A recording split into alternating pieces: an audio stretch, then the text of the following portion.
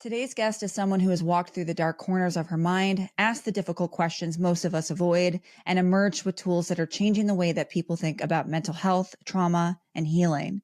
Britt is a licensed neuropsychotherapist and the author of two deeply practical human books, The Science of Stuck and her latest, Align Your Mind, a compassionate, no bullshit guide to understanding our inner world, especially the voices that we often try to silence, our inner critic, our impulsive parts, and our shame.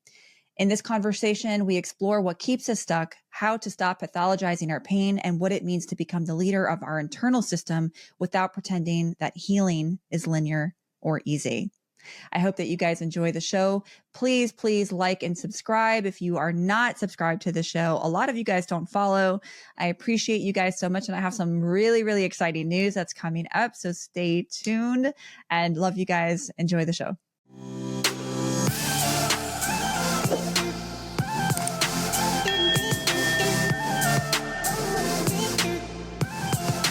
Britt, when you think back to the version of you who felt the most stuck, what were you telling yourself back then that wasn't true? Oh my gosh, we don't have enough time. I need like a scroll of like, you're crazy, you're lazy, you suck, you're broken, everything about you is wrong. Everyone has something in them that you don't. Like my list of here's what's wrong with me thoughts was not short. So I don't even know if I could pick. I think the number one would be you're crazy. And as a therapist, I can assure anyone listening, that's not a fucking thing. Like having a mental illness doesn't make you crazy. You know, having really intense symptoms doesn't make you like there's no such thing as a crazy person. So I think that'd be my number one thing that my younger self told herself on repeat. So if I had to understand the person I'm looking at right now, and we did a dive into your past and I opened up that book and I went to chapter 1, what would I need to understand about that to understand who I'm looking at now? Okay, I'll answer that, but can I just say that is I think the single greatest question I have ever heard anyone ask anyone ever. And I'm a professional question asker.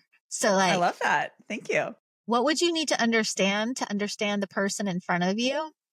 Mm-hmm. Oh, the context would be not one safe adult around me.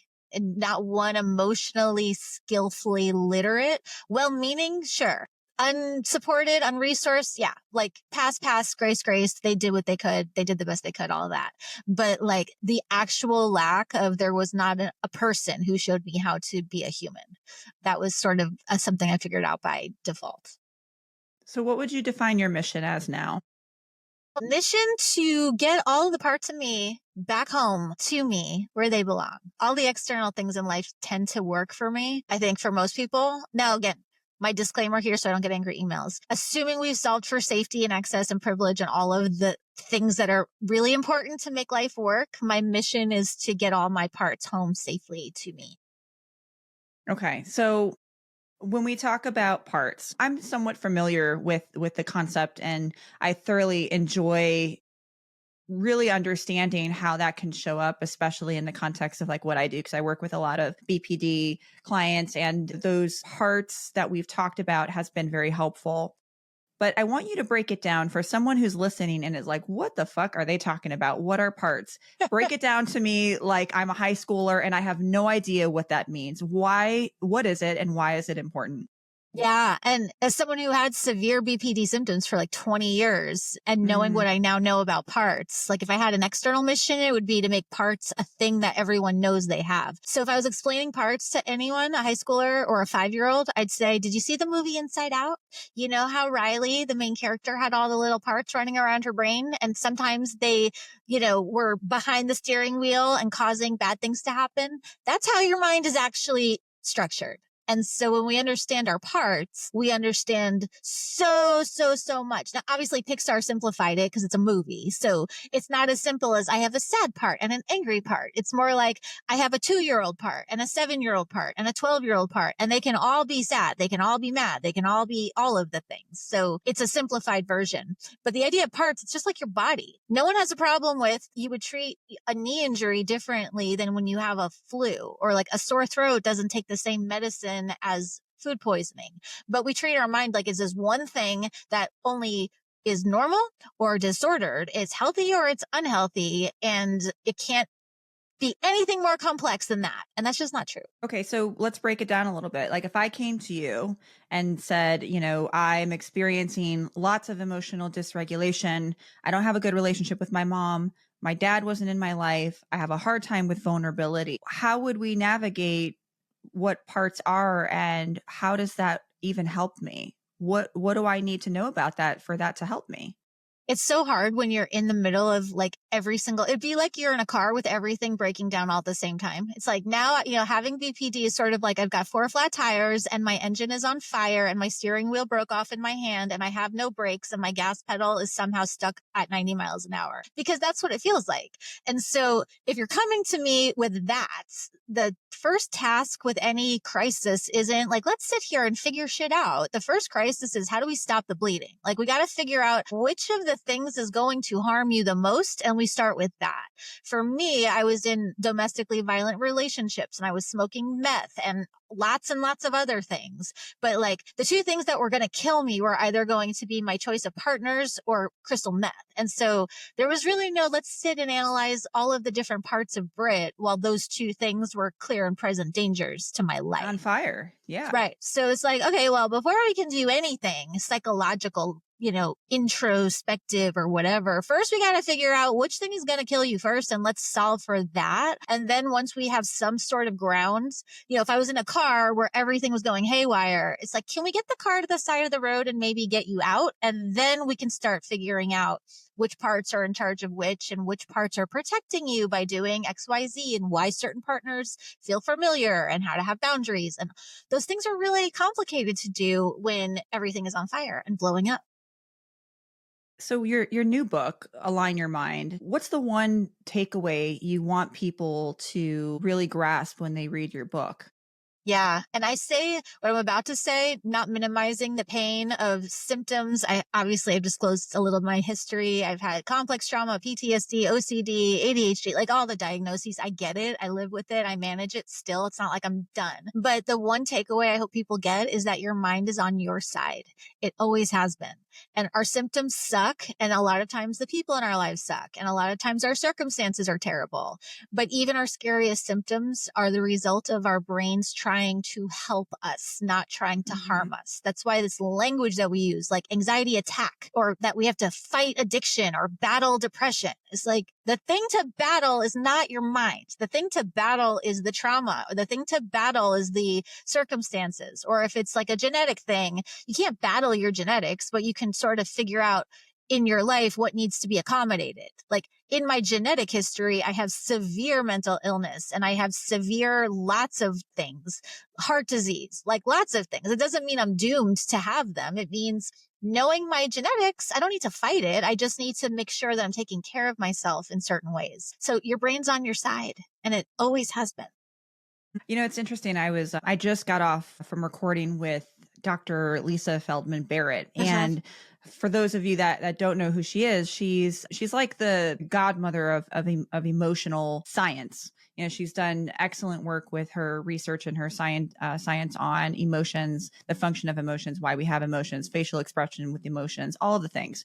And one thing that I took away from that conversation, which I thought was interesting, is, I've always gone through my work with we're hardwired to survive. And she respectfully was like, that's actually not the case. And I was very surprised by that. I'm like, well, help me to understand that. And what she was explaining to me is that we're hardwired to take in information to learn and to navigate that. And yes, our brain brings in past information to help us make sense of it and to be predictive, really. So really, we're hardwired for prediction, consciously or unconsciously. And what I'm hearing you say is really in alignment with that, is that our brain it's not your enemy. Your brain is actually doing exactly what it's supposed to do, right? And our emotions follow. And in Align Your Mind, you say something pretty powerful. You are not broken. You are patterned.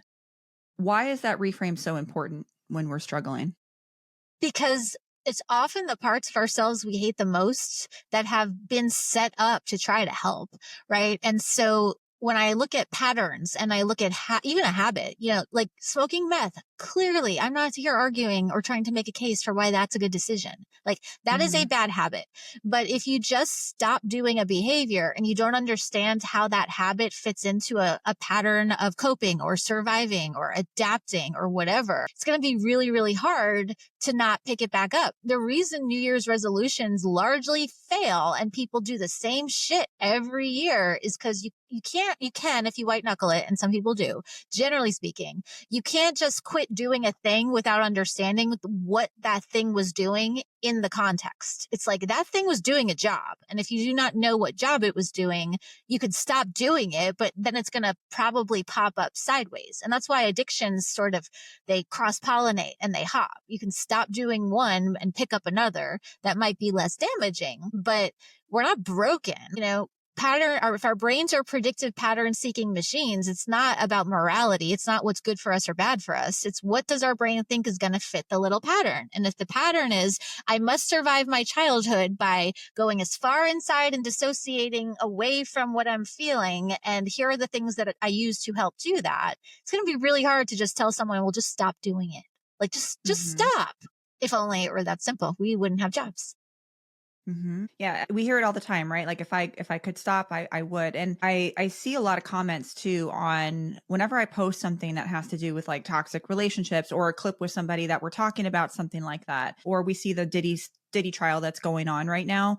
A lot of the comments that I'm seeing is like, why now? Or why didn't she just leave him? Why didn't she say anything back then? And I'm like, I just want to shake them to understand, like, do you not realize, and I think a lot of people don't understand, is that a lot of people know this. They have that information. They understand that, like, that this is not a good relationship, or that I don't feel good in this relationship. They know it. It's like going to the gym. I know if I want to get muscles, I need to go to the gym.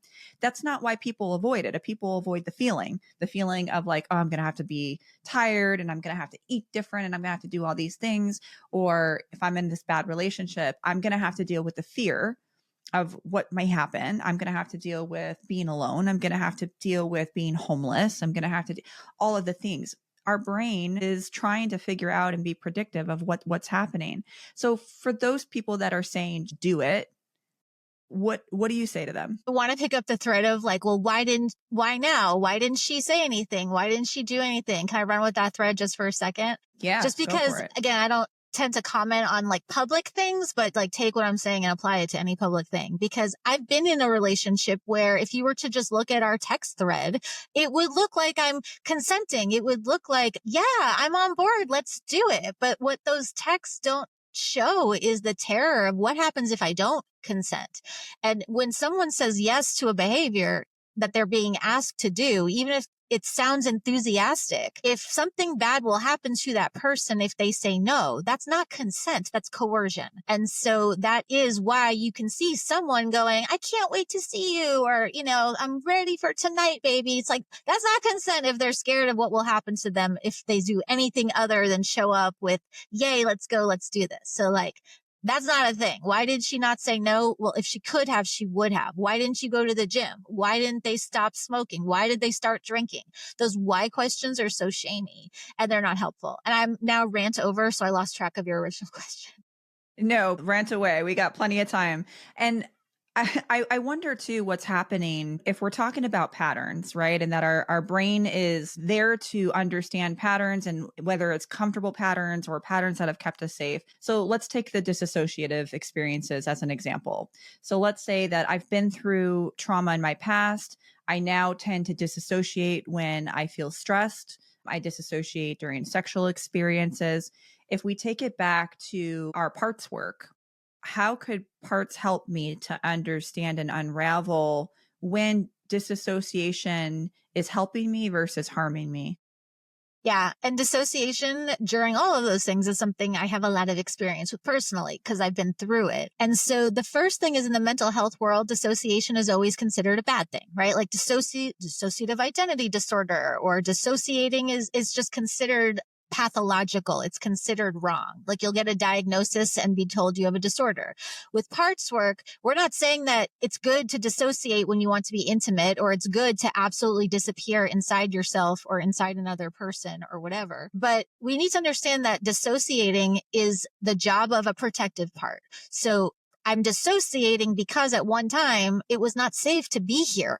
And for little kids who have no power and no credit cards and no money and no like vehicles and no driver's licenses, like dissociating for a little child is one of their only mechanisms of survival. So if as a little kid you learned something bad is happening to me, but I can go to a away place, and some people dissociate out and some dissociate in and some dissociate into their partners, but that's all another topic. And so the dissociation from the parts work perspective isn't like bad. It must go. It's thank you, dissociating part. Thank you so much for keeping me alive. We don't actually need that particular coping mechanism now because we're with a safe partner. But I understand that this has been your pattern of survival for our entire life. And so then there's a whole protocol in parts work about how to deal with the trauma that created the need for parts to protect you in the first place.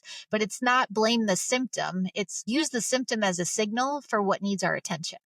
Again, generally speaking, a lot of the wellness world and mental health world is get rid of anxiety and tell your inner critic to fuck off and kill your ego. It's like, we don't need to do any battling with our parts. We need to understand what's their job. What are they protecting? What needs to be witnessed and seen and what needs to be tended to in a way that allows them to not have to protect you anymore. And again, like there's a whole way of doing that. And I'm trained in several models of that, but you don't have to be a neuroscience person or spend 20 years in therapy to understand everything that you don't like about yourself is the result of some part of you who learned this is a pattern that keeps us safe from something. And then you can, and the nice thing about the brain is our brains are plastic and we can unlearn and relearn and unwire and rewire. And the brain you have now isn't the brain you have to have doing the same exact things a year, a month, 10 years from now. I have a left field question for this because, narcissism is a hot topic, right? Let's go. And, yes. And I know that the word narcissist is just kind of like thrown out into the woods. And, maybe there's a lot more narcissists floating around than what we scientifically understand. But if we're talking about parts work, how would you dissect somebody who is highly narcissistic, like true narcissist? What part is for them is taking the lead? I'm just very curious about this. So I'll answer the question because it's this, I've made my whole career out of studying people and their parts and how their parts interact. The problem, which you named really well, is that we all get so focused on what's wrong with them. Why are they doing this? What's their diagnosis? Are they a narcissist? But the focus on what someone else is doing takes us away from our agency, our power, and our choice. So like, if someone comes to me and says, why is my partner doing that? Like, I'm not going to be a dick. I'll answer it. But more important than why are they doing it is which part of you thinks that this is a behavior that you need to tolerate? Which part of you thinks that this is a relationship that has to be preserved at all costs? Which part of you does this make sense to? And what do you want to do about that? Because there are things we can do about that. So most of the time when I hear someone go on a why do they do that, especially with narcissism, why are they doing that is code for I don't like that they're doing that, but my parts have a story that this is what I'm stuck with. So now if I understand it, somehow that'll make it okay. And there's no answer to the why question that makes bad behavior okay. My parts made me do it is not an excuse for abuse. So all of that is my setup for, why do highly narcissistic people act like that? I can answer it, but it doesn't excuse it. Parts work is an explanation for behavior. It is not an excuse. So, but why does a high level narcissist do narcissistic things? Because it's a pattern that's been reinforced by people who enable it. And they learned this pattern of behavior gets me what I want and what I need. So I'm going to keep doing it. I think there's a lot of validity in what you said in terms of a lot of people are afraid to look inward because there's a lot of these victim blaming type of sentences that are out there. And I really want to be very clear, especially for those of you listening, the distinction here. It's never to say that abuse is your fault. However, are there ways that we're showing up with how we engage in certain dynamics, certain dances that we have in relationships, certain toxic connections that we continue to go back and forth with. I think those are opportunities to confront the parts, like you say, to understand what is happening here for me. And are there opportunities to potentially make a different choice that might be better and healthier for my highest good? Is kind of what I'm hearing from that too, right? So when we talk about parts work, with your work with helping people and working with people, what part, I say this in quotation marks, have you found the most challenging to work with people? That's so interesting. Or has been the most challenging for someone? Yeah, that's really interesting. And that goes back to your question, like, how would I dissect a narcissist? It's like, I wouldn't unless one came to me and wanted to do parts work. And it happens. Never happens. It's very, very rare. So I think narcissism is both like overused, but it's also underused because our sample is skewed because it's not like they're coming in for therapy. Some do. Which parts are most difficult? The ones that are most difficult for me are the ones that trigger my own shit. Like, I don't get triggered by people's parts where I don't have anything in my own history. And that's why therapists need therapists. That's why I go to therapy. It's why I continue to educate and have colleagues. And when I need it, get case consultations, because we're all human.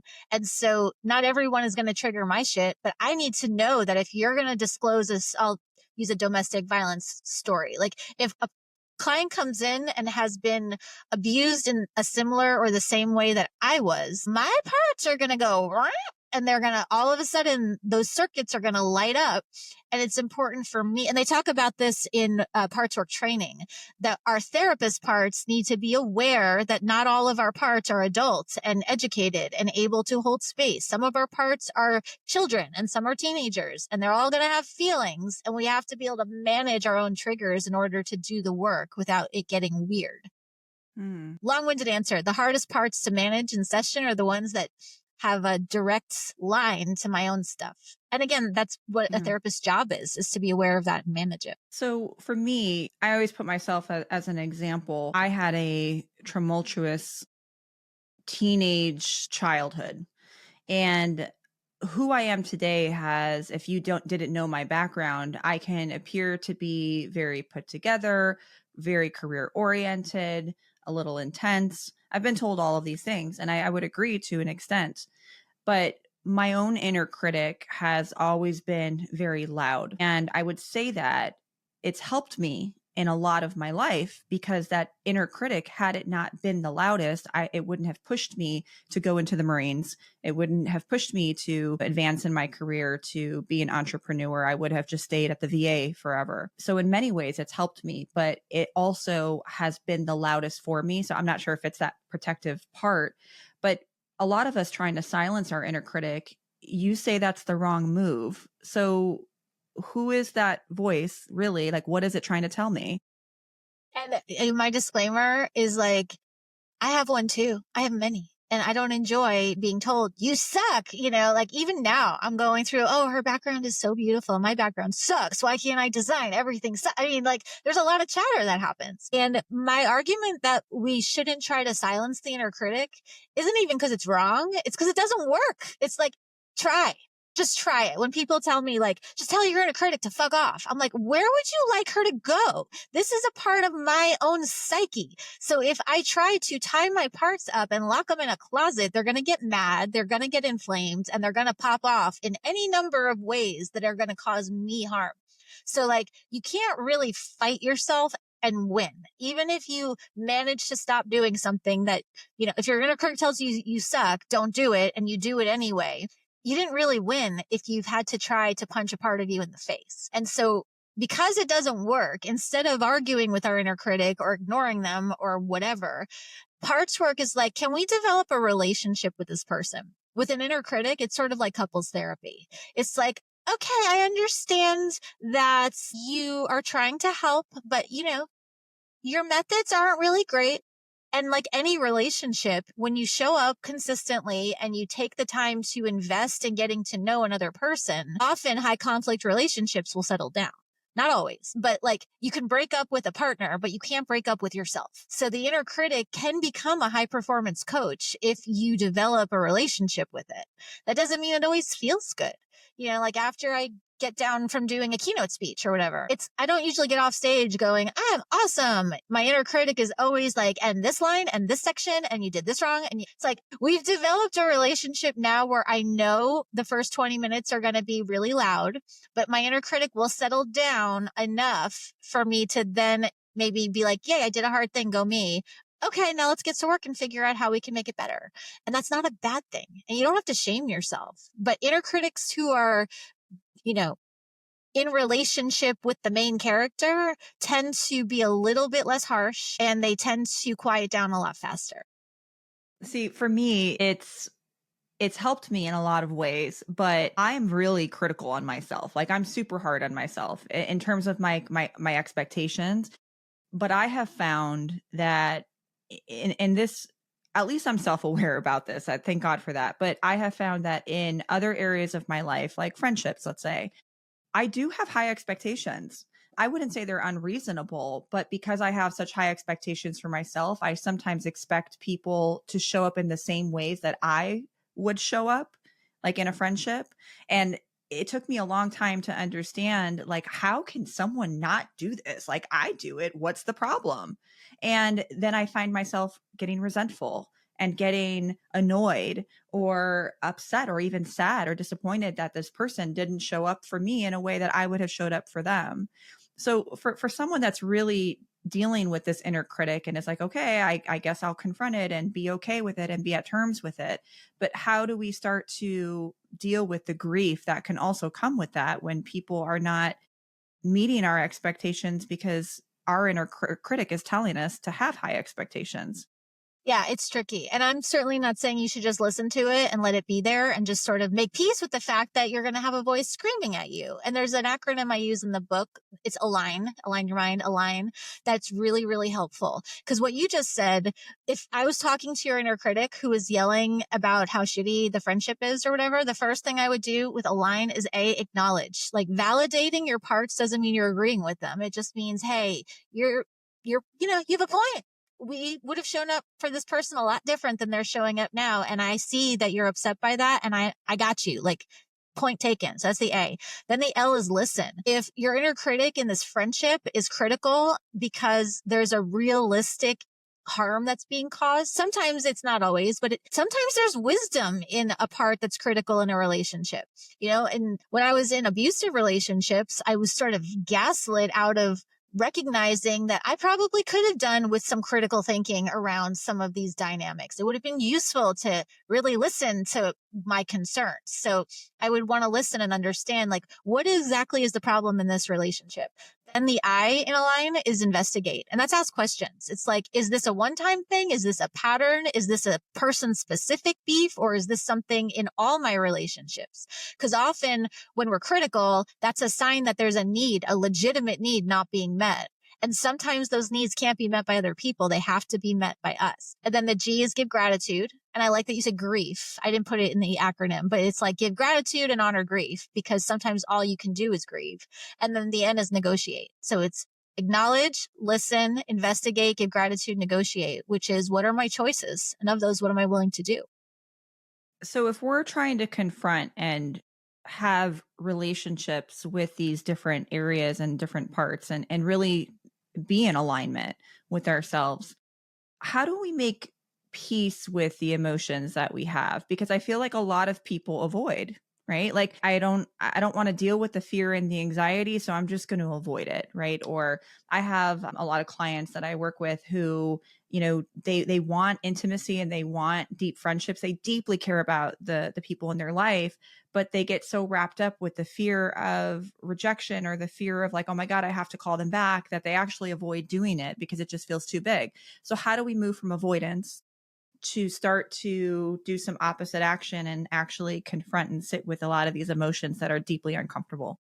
Let's first acknowledge emotions suck. Like, I don't like them. If I could do drugs forever and not feel my feelings, I would be very happy to do that. So no one is saying that emotions are fun. It's sort of like working out, like I like working out, but I don't enjoy feeling like my legs are on fire. I don't like, I know why I'm doing it. So it's like, yay, I'm building muscle, but you build muscle by tearing them. And physically it's uncomfortable and it's often unpleasant. Emotions are often the same way. You develop strength psychologically and emotionally by getting into those uncomfortable places, tearing the muscle fibers, not to the point of injury, but to the point of we're challenging them, we're breaking the pattern, and now we can grow them back stronger. So that would be the first thing.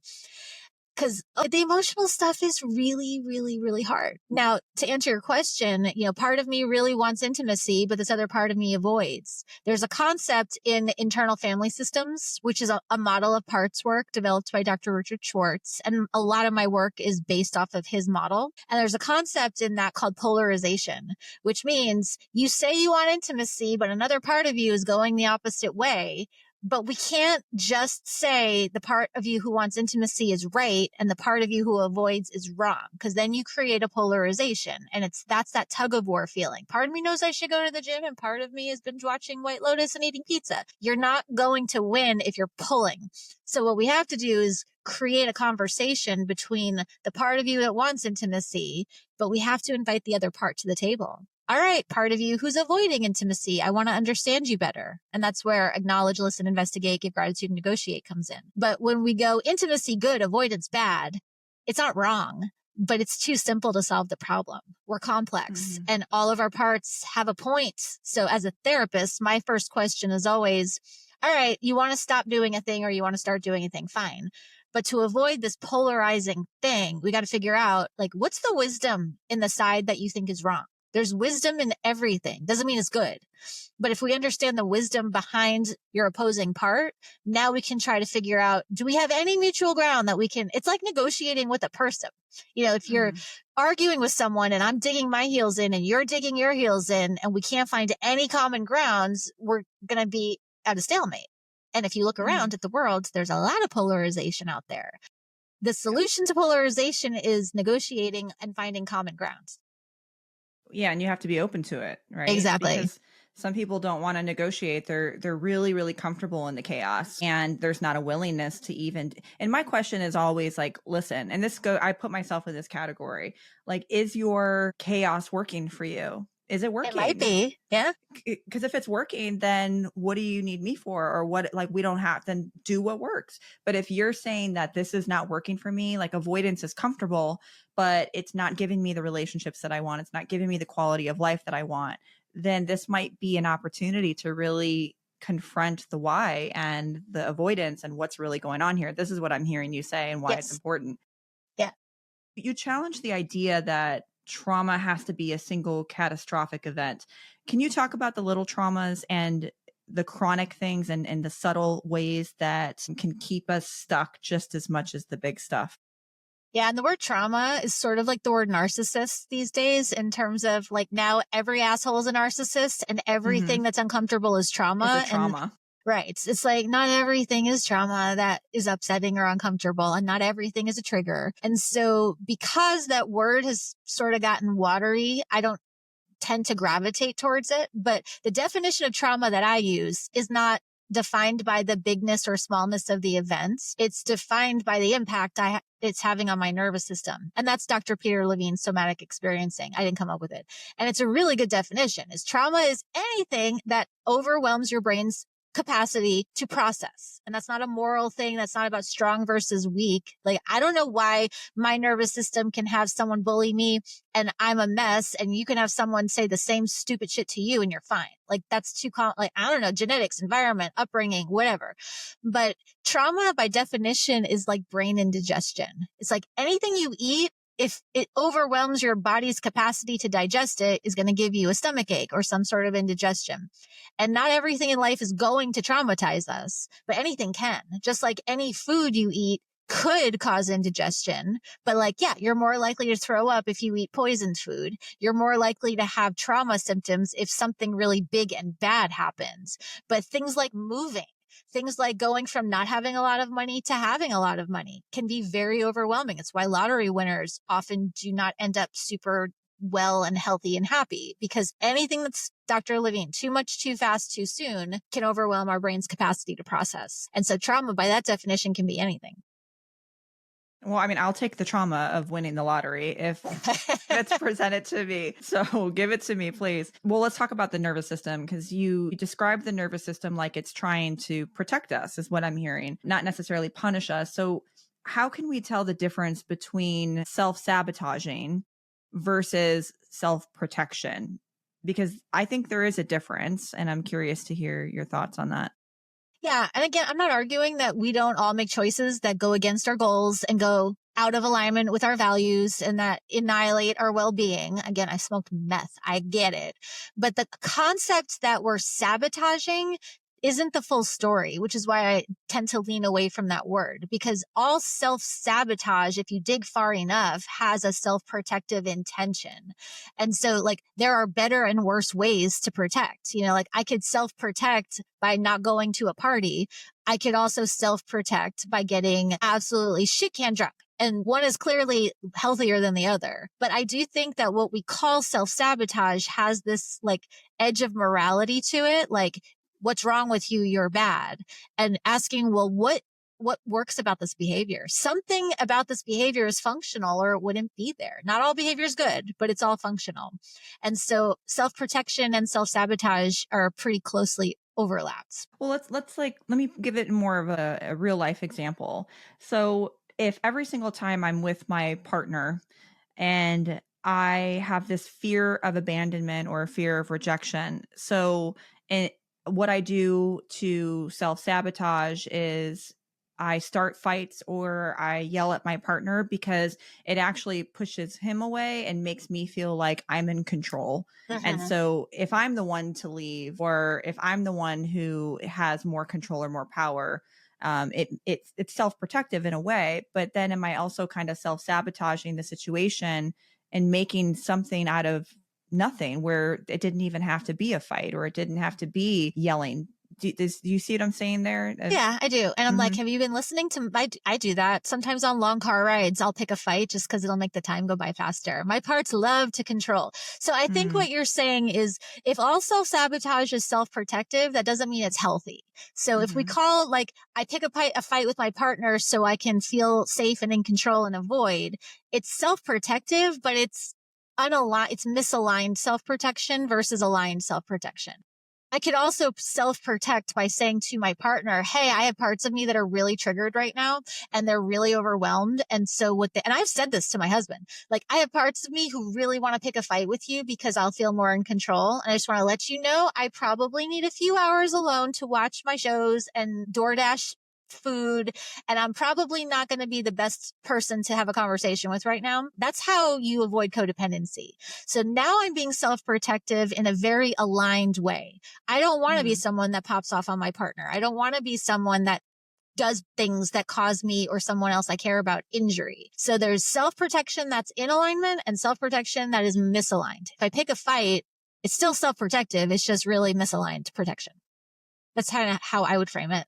Yeah, because even with me, when I think of like how, as we're talking about this, my mind is asking myself, like, how do you show up and self-protect? And I think that I can isolate a lot. And my way of protecting myself from friendships that don't align or things that don't align is I can get very quiet. I can become very to myself. But as we're talking about this, I'm also asking the question of like, can that also be self-sabotaging in a way? Because if I do isolate, I am not going to have the relationships that I truly want to have, close intimacy. So it's like, how do we find the balance between that self-sabotage and the self-protection of wanting the intimacy, but also being super scared of it, especially with those that really struggle with those opposite ends of the spectrum and the opposite ends of the dialectic? How do we start to find the middle path with, let's use that as an example. I want the intimacy, but it scares the shit out of me.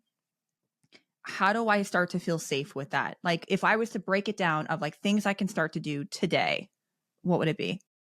Well, then are you willing to look at why that self-protective self-sabotage, whatever you want to call it, like, are you willing to look at the injury under the behavior? Because there was a long time where I was not. I mean, I did a year of DBT, dialectical behavior therapy, when I was going through my recovery. And DBT is great for coping skills. And I loved it because I didn't have to deal with any of what was underneath. And DBT saved my life because I was not in a place where I could handle any deep work because my car was on fire and everything was blowing up. But there came a point where I needed to be willing to look at the injuries that created what I was doing. And until I was willing to look at what happened, some people I can't remember all of my history, and you don't need to have cognitive memories, which is nice. Like our bodies tend to store stuff and tell stories. That's a whole nother conversation. But if someone is like, I want intimacy, but I keep blowing things up and sabotaging, the first question is, are you willing to look at the injury? And it's going to be ugly, and it's going to be pussy and gross, and it's going to hurt, and it's going to be awful, and it'll be worth it. But this is like any addiction, until I was willing to look at the reasons behind and beneath the addiction, like stopping wasn't going to be an option, but I had to become willing to do that. And that's a hard question. And I had to be really honest with myself of, until this stops working for me, I'm going to continue to do it. And unfortunately, when I say worked for me, I don't mean I was thriving, but like I avoided until I couldn't avoid anymore. I'm curious, how did you end up getting past that? I mean, because there's a lot of people listening that say, hey, like I'm addicted. I'm addicted to porn. I'm addicted to my phone. I'm addicted to drugs. I'm addicted to alcohol. I'm addicted to toxic relationships. How did you overcome that? What was the turning point for you? It was like I call them micro yeses. Cause like, I don't know anybody who has the like booming voice from the sky. I saw the light and I put it down and I never touched it again. I mean, that's awesome if that's your story. And I have parts that are jealous. Like, why couldn't it have been that simple for us? But it wasn't like a turning point where I was bad and then I was good. Micro yeses are the tiniest possible things that you can say yes to, that you can be willing to do right now, because you can't will yourself or think yourself into not being an addict. You have to start doing stuff. And so if there was a rock bottom moment, there was a time in a relationship where, trigger warning if you're listening, there was a time in a relationship where there was strangulation trauma. And like somewhere in the marbles rolling around my head, I remembered reading that like, hey, there's a stat that says women who are strangled are 7 times more likely to die by homicide in that relationship. And like somehow that rando fact sort of clicked in, and it was like, if I stay and participate, I am going to die. I was still not ready to deal with all of my stuff, but I was willing to call someone and tell them how full of shit I've been and that I was using and that this was what was going on. And that was my micro yes. I wasn't willing at that point to like do all my work and go to rehab. I was willing to tell someone what was up. And then the next micro yes was like, I'm vomiting on her. I'm also tweaking because I'm high. And she's like, Britt, when was the last time you ate any food? And I'm like, and she sat with me on the phone for an hour eating this like freaking blueberry Yoplait. And it was like spoonful by spoonful. I didn't have to wait till Monday morning. I didn't have to wait till I got the therapy appointment. It's like my micro yes right there was eat the yogurt. And so micro yeses over time, they compound and they add up, and then you can do bigger things. And then eventually I was fortunate that I had the resources to get into therapy and to go get treatment and to do what I needed to do.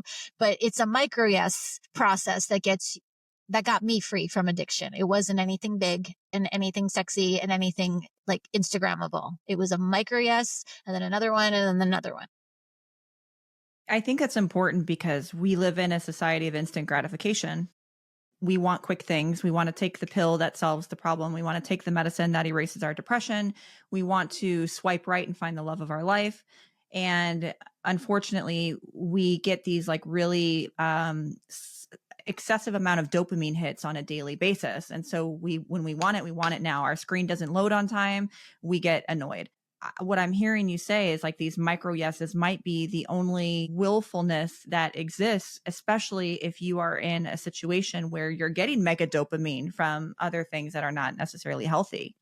For anyone that's listening out there, I really want to point out too that like a lot of these things are designed like that. Like porn, our phones, our tablets, all of these things are designed to literally keep you addicted. So we live in an addictive society. Obviously, what you went through is horrible. And, I'm so proud of you that you were able to get out of that situation and overcome it, because obviously you have a bigger purpose and you're living that purpose now because of exactly what you went through and making so many strides for many people that are listening. What advice would you give to that younger person, that younger self, that younger Britt?